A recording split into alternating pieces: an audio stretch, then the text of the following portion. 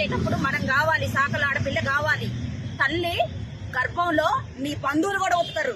ఇంటి ఆడపిల్ల బట్టలు ఉతికిద్ది, పిల్ల మెచ్చుడైతే బట్టలు ఉతికిద్ది, సస్తే పాడే కట్టిద్ది, ఇంటికి మామిడాకులు కట్టిద్ది. అంటే గుళ్ళకి పోయే హక్కు మాకు లేదా? అదే ఆడపిల్లలు వాళ్ళకి లేరా? రేవంత్ రెడ్డి గారికి బిడ్డ లేదా? ఎవరికి లేదు? అక్కడ రెడ్లకు బిడ్డ లేదా? గుళ్ళే పోయే హక్కు లేదా? ఇదేనా న్యాయం? అంటే అంత పాపమా సాకలోని ఇంట్లో పుట్టడం అనేది? ఆడపిల్ల పాపమా?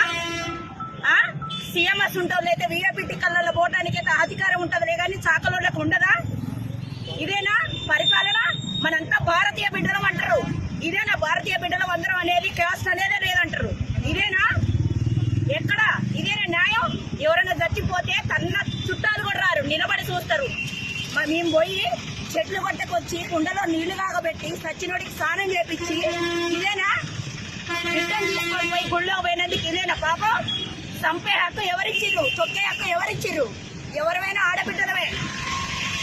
వాళ్ళకి తొక్కిన వాళ్ళకి ఆడబిడ్డలు లేరా? అంటే సాకలోళ్ళు అంటే చిన్న చూపు అని చెప్పి కేసు ఫైల్ చేయరా? దాడులు చేసే హక్కు ఎవరికిచ్చిండు? ఎప్పుడైనా సరే ఆడపిల్లని టచ్ చేస్తే నరికి పడేలా సాకలైనా మేం చేసింది. ఆ రోజుల్లో సెక్యూరిటీ లేదు, ఒక ఫోన్లు లేవు, ఏం లేవు. సాకలోళ్ళు జాబులు చేయకూడదా? గుళ్ళకు పోకూడదా? ఏం చేయకూడదు?